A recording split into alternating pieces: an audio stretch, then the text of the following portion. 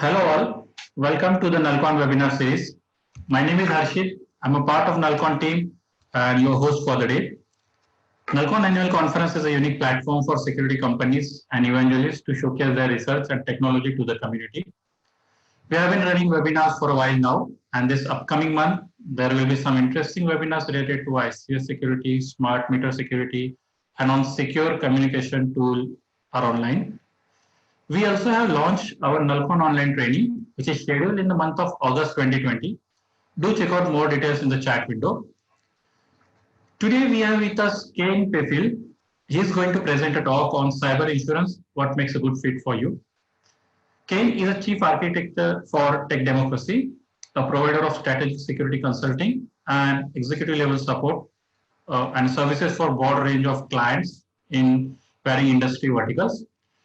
Prior to TDC, he most recently served as a Chief Security Officer for MFS Investment and previously as a CISO for Pioneer Global Asset Management firm.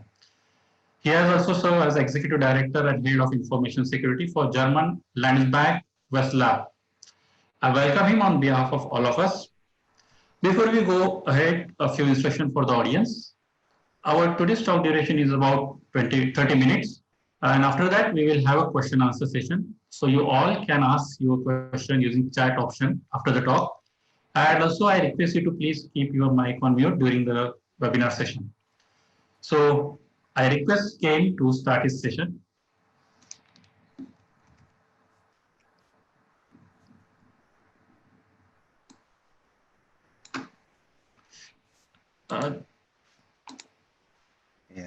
Yes, Kane. Yeah. Can you guys see this here? Yeah, we can see this. Oh, great. Okay, perfect. So thanks for having me here. Good afternoon, good evening. In my case, good morning if you're in my time zone. One of the things that that a lot of people are very interested in is understanding some of the basics about cybersecurity insurance policies and some of the actual components of them and kind of how they work. We can do probably 2 hours on this alone. There are so many different various moving parts to this, as well as different ways as far as underwriting goes. I speak from my experience in having to deal with cybersecurity policy underwriters and insurance companies, as a CISO at financial institutions for the last 19 years or so. So I just wanted to take 20 to 30 minutes to just talk about some various different components. Leave you folks with hopefully some thoughts that you hadn't thought about before. If you're in the market for getting a new policy or you're trying to renegotiate an existing policy, hopefully there are some takeaways here that will help you in that respect.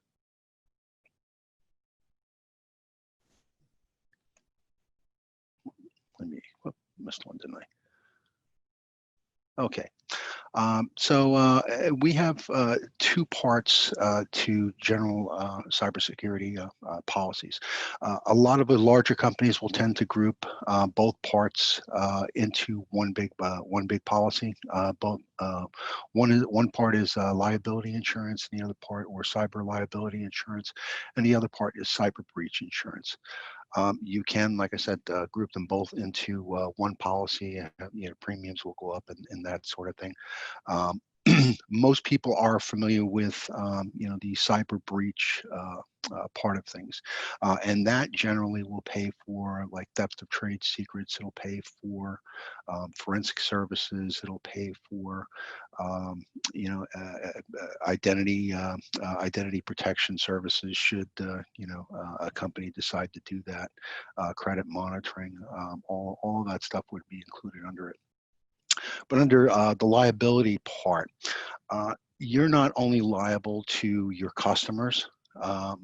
That's the one thing that I think a lot of people don't readily see.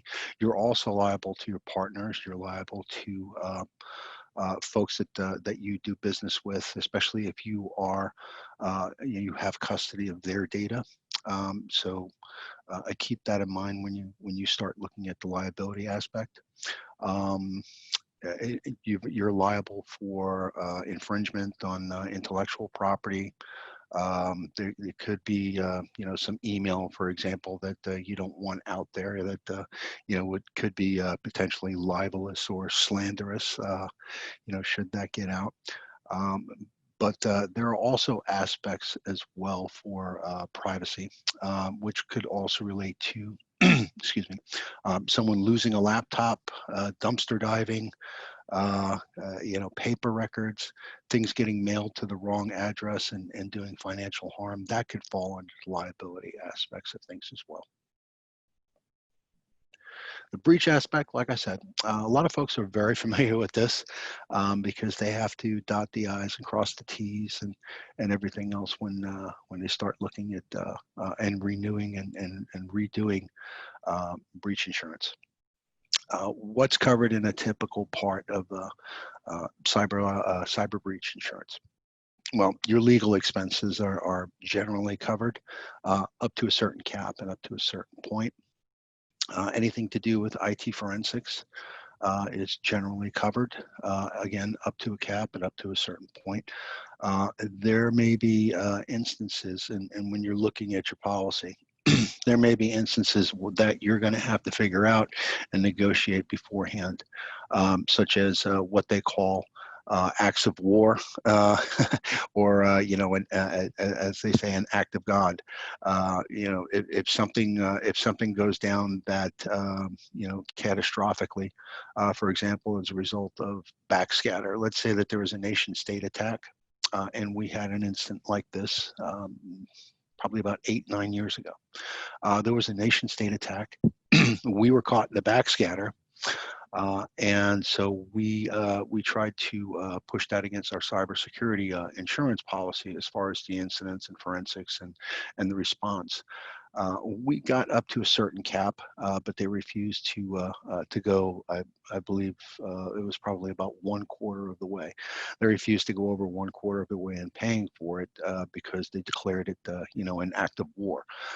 And so, those are little things that you'll have to work out with not only your compliance teams, but your legal teams as well. So get all of that taken care of and looked at up front. Another thing that's generally covered is for negotiation, payment, ransomware demands.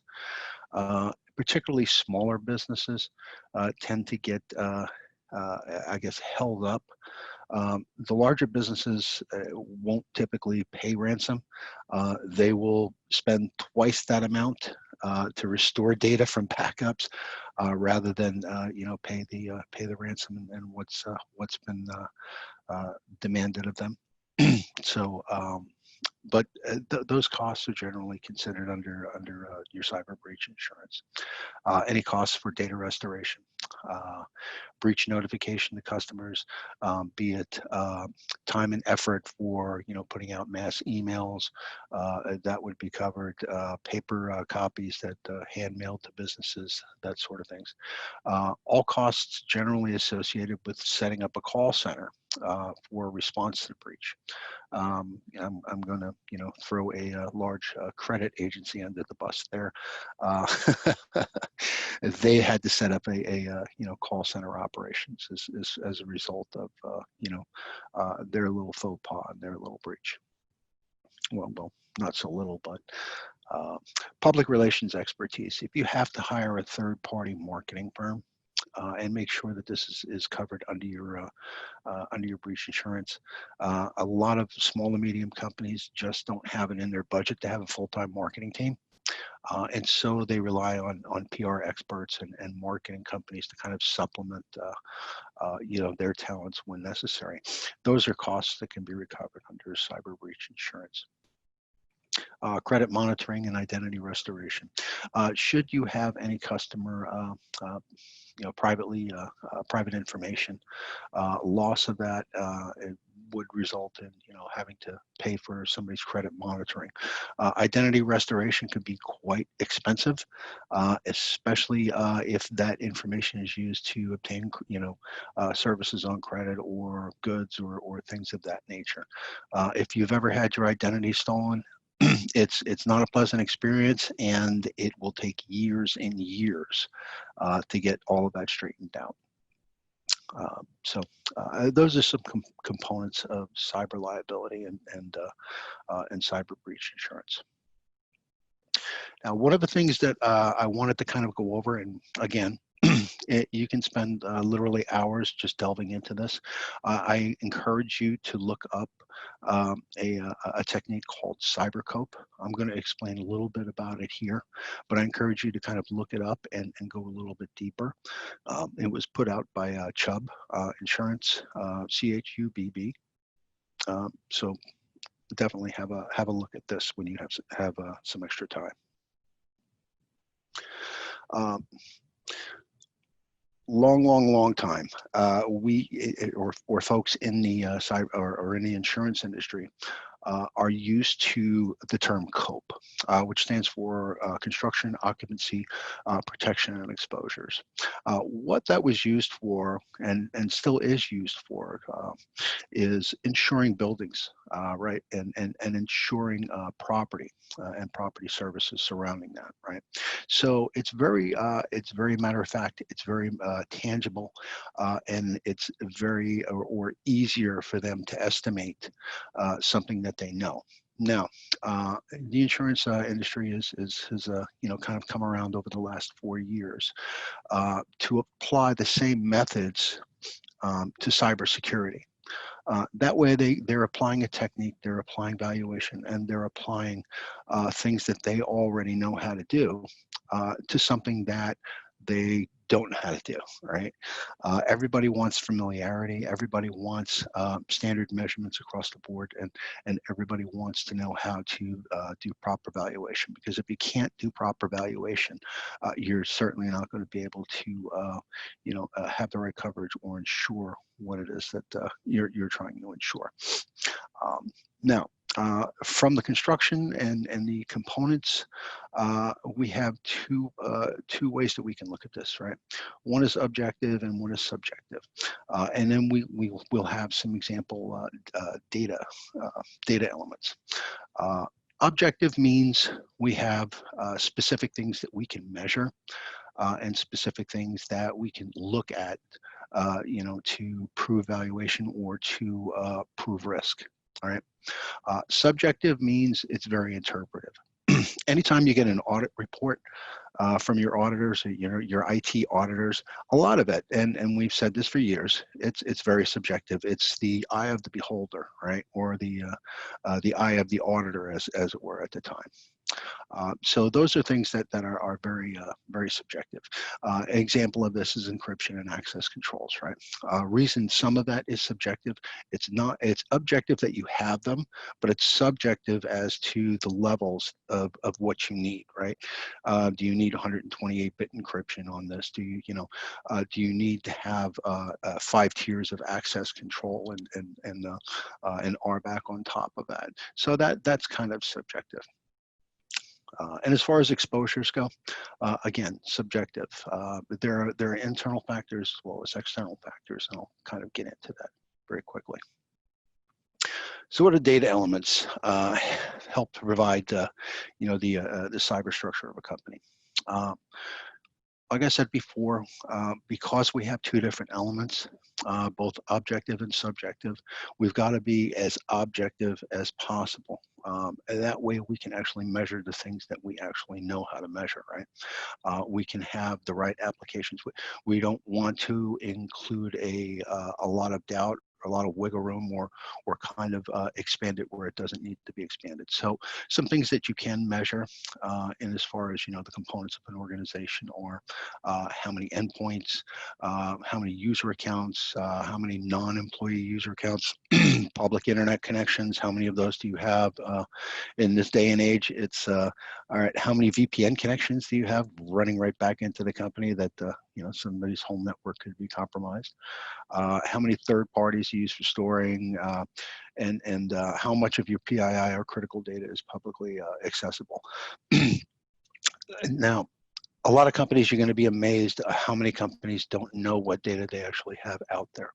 And so I think as part of this exercise and leading up to this, you should do that exercise yourself and do a kind of a follow the data exercise. And try and understand what data of your company is out there on the internet and how is it being used. I mean, you may have given some data to a third party years ago as part of a project, and they're now scattering that all around the internet, but it contains your customer's PII as part of it or something.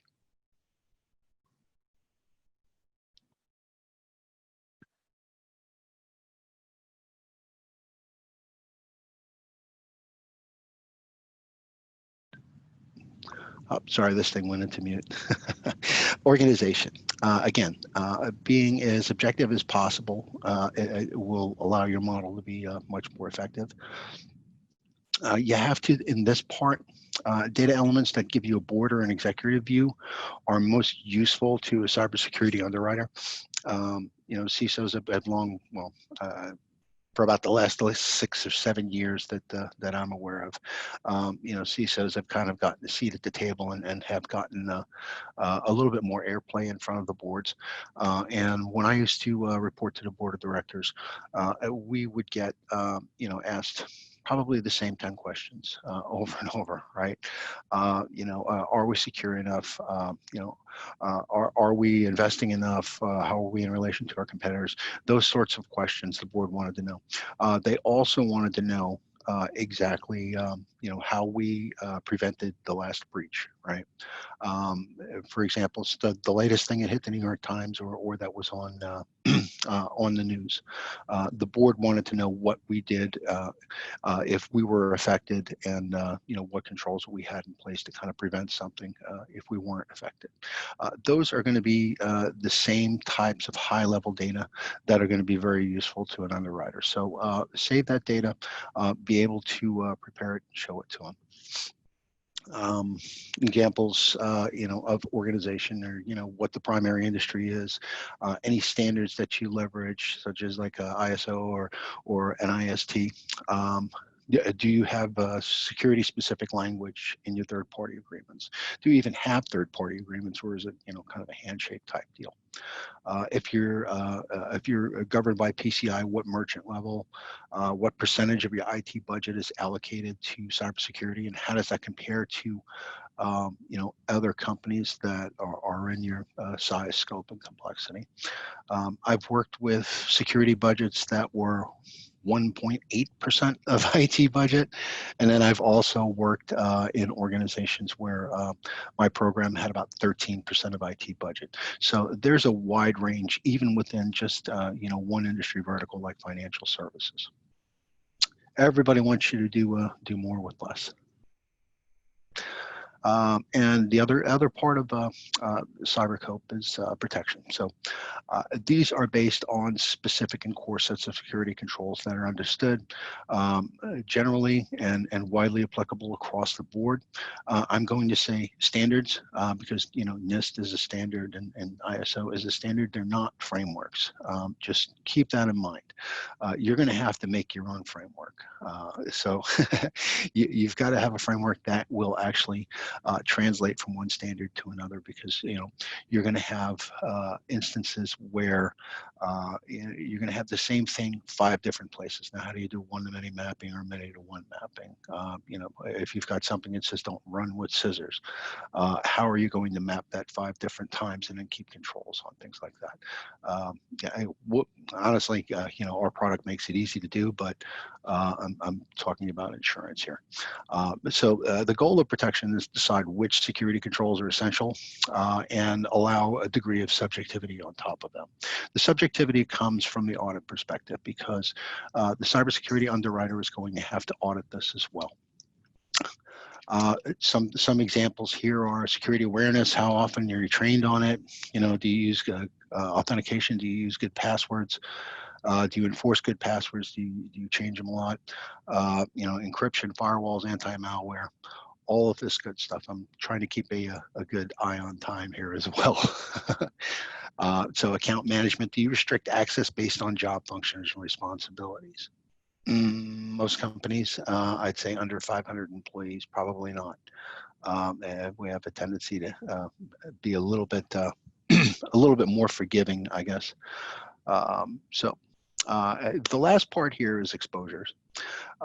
Exposures in property, which is where this model derives from. You can't. You have no control over a hurricane, but you can reasonably predict and forecast when it's going to come to town. You know, and then based on historical records, you can say, all right, well, we had 3 hurricane incidents last year. You're at a higher risk or a lower risk or a medium risk, right? So in cybersecurity, we can't predict where. Let's say you're going to get hacked or targeted in a hacktivist attack, right? But you can look at a company's profile, you can look at their policies, you can look at their stance on general social issues, for example, and say, well, you know, given their, you know, their stance on various social policies, they're at kind of a higher risk, you know, from a hacktivist attack or an outsider web defacement or something like that. So those are just some subjective things that you can look at. Again, handling of desirable information, both your corporate data, your customer data, who are the motivated threat actors, and there are various different. I gave a talk recently, and will next week as well on hacking motivations and threat actors and things of that nature.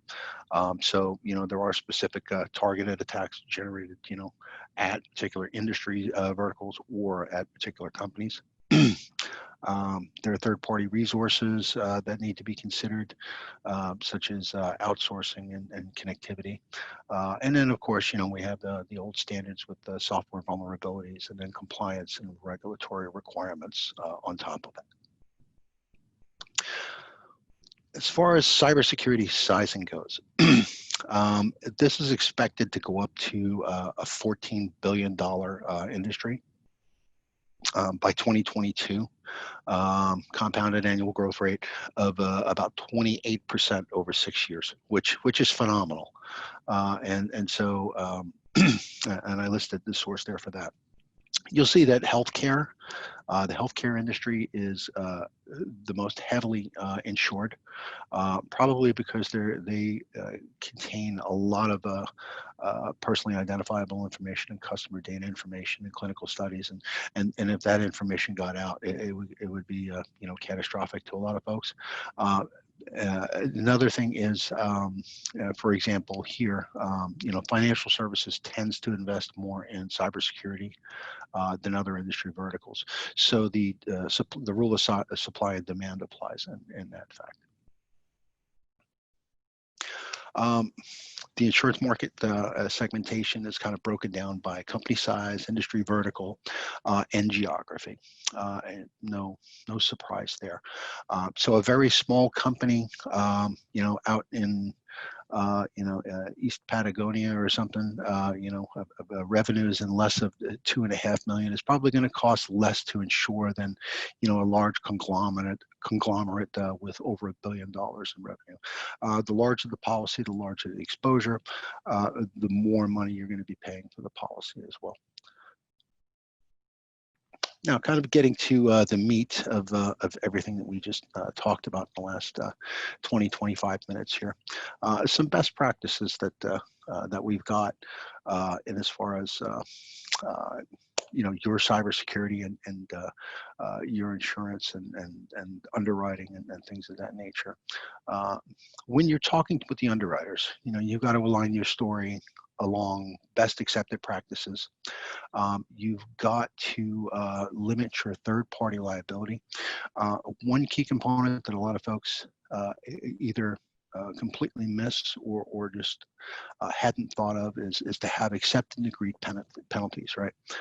When you hire, you know, a third party to manage your stock or whatever, right? You've got, you know, agreed upon KPIs and KRIs and things like that. You've got agreed upon penalties for performance generally, right? But and as far as that goes, should your data get out as a result of them, they should be, penalties incurred and understand what the losses and the coverage are for, the shared data compromises. Another best practice, simpler is better.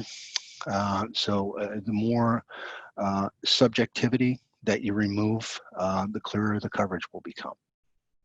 So be prepared to share your data. For example, response times and incidents avoided, how the hack of the day did not affect you, and here's why. These are our practices, these are our policies, these are our procedures that prevented, that last loss from actually, showing up and happening to us. And which brings us to the next part. So thank you, Ken, for this informative session. I'm sure our participant must have found some important knowledge inputs from it. So if you have any question, you can ask using a chat window. Ken, we got one question from Shashank. Hope you can able to see it in the chat window. Sure. Let me. Oh, is that the 0-day attack? Yes. Yes. Okay. Would you account for 0-day attacks when building your risk metrics and premium risk calculations? If yes, what are the tangible factors one must consider to build a robust risk metric assumption? O-days are very, very, I guess it's no longer an O-day once it's released, right?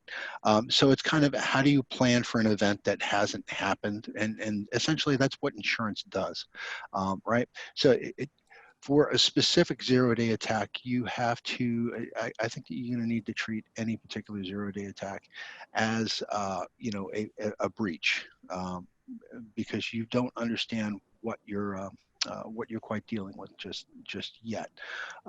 So from a comparative analysis and a historical perspective, if you look at past breaches, they've all started with a 0-day. I can go back to 2012 with the VOHO incident, right? If you look that up, VOHO, there were 4 O-days that were blasted out all at once. So that was that was a lot to deal with. It took us about a total of 3 weeks to get a normal return to operations. So those are historicals that you can factor in, but there's really no way to kind of measure, the potential of something that hasn't happened yet. Okay. We got one more question from George Joseph. Oh, from George. Yes. Is there an approach or a methodology to arrive at the assured amount premium for an organization? Well, again, that's going to look at, it's kind of like shopping around for, George, kind of like shopping around for car insurance, right? First, you've got, liability coverage versus, comprehensive, right? You're going to want to get or lean as far into the comprehensive model as you can, and cover the costs associated with your worst case scenario, right? There are, a lot of insurance models out there that are, I guess, generally derived by the insurance companies themselves. So they have ask for their specific model, ask for their coverage amounts, and ask for, what the premium amounts are for that coverage, given your size, scope, and complexity. Just shop around.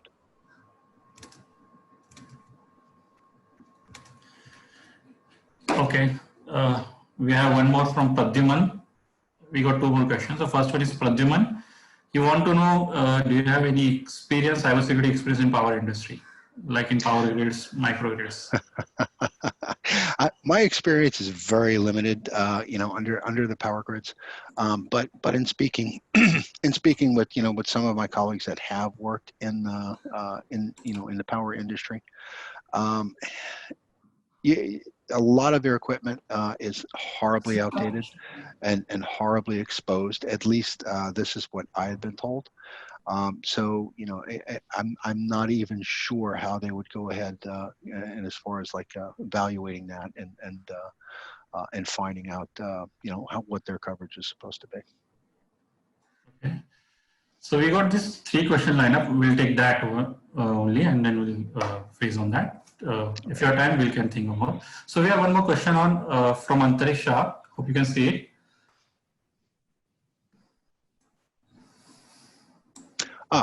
For startups that rely on IT companies for managing their application and data, what advice would you give them related to cyber insurance? Usually they have a limited budget and funds. That's a very, very good question.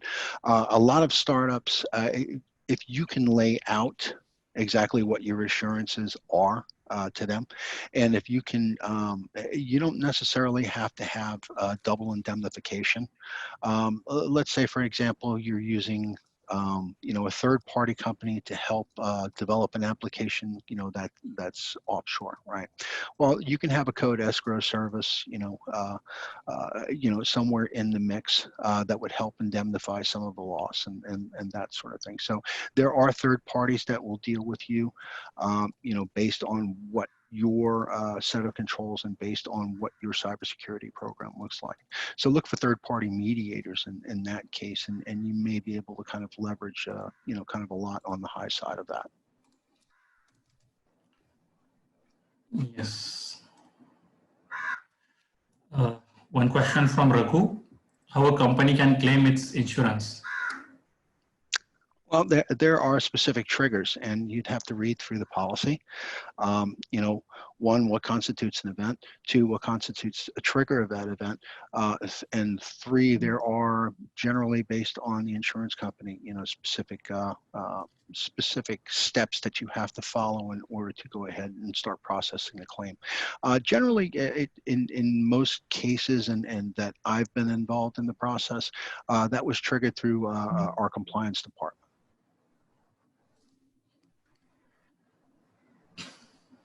Okay, thank you. One more question we have from Shashank. Would you say cyber insurance is a common in the industrial sector? Any geographic insight on where cyber insurance is becoming commonplace across the globe? It's as long as I can remember, in financial services, it has always been there. That's been commonplace for almost, I'd say, close to 20 years now. Back in 99, 2000, I was chief security officer at a small startup. And one of the things that they were most interested in back in that day, as far as cybersecurity goes, was annualized loss expectancy, right? That's something, an accounting principle that they all understood back then. It's how much do you expect to lose due to, a hacking attack or something of that nature. Yeah, okay. One question from Rahul. He is asking, what is the ratio of payouts versus claim? And what is the amount paid out? Again, that's going to depend largely on on your policy. I've known companies that have actually hit well into the millions, and as far as cyber insurance claims, and really didn't receive a whole lot of help back, because you've got to look at it from the business perspective as well, right? Insurance companies generally don't like to pay out, and if you can get in front of them and show how they're not going to have to pay out, the more things that you have in line, that comes into your favor. And when the time comes, and you do have to pay out, you'll probably recover a much higher amount because you demonstrated proper controls right up front. Okay. One question from Ashik. We have one question related to ransomware. Rahul is asking, do companies cover ransomware related payouts? Most cyber insurance policies do. Again, make sure, and we're dealing with insurance companies, we're dealing with lawyers, and make sure that the wording is in there, though. Okay. We have one question from Asim. I guess he has sent you directly, as I'm not able to find it here. Do you have any question from Asim? Asim?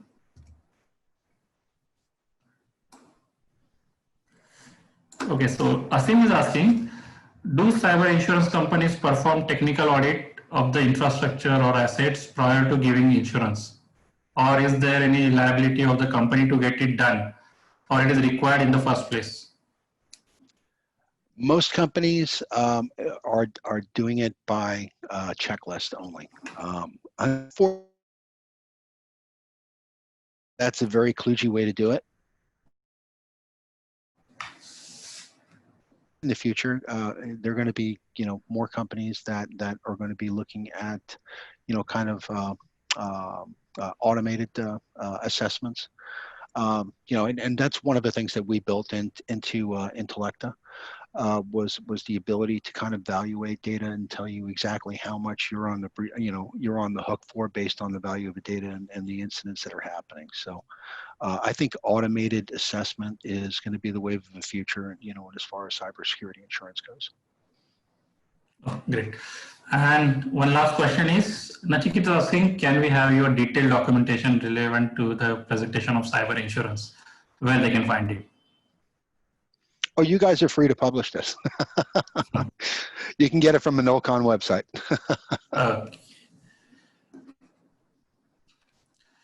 So yeah, that's all the question we have, Kane. So thank you again for this very informative session on cyber insurance. And thank you all for your participation for today's webinar session. We have our upcoming webinar on security compliance in the ICS environment by Krishna Tadameti on 24 July this month. So hope to see you all there. Stay safe. Thank you all.